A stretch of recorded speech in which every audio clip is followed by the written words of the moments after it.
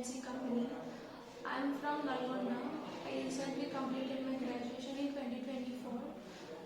After that, I joined in the Jspiders Punjagutta for a course of Java full stack development, and now I'm attending just Java and HTML, like web development.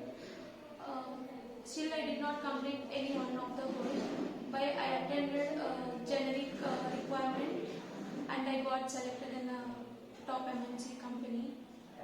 And the company name is Capgemini, and the package is of 4.24 LPA. And the role is analyst. And I'm thanking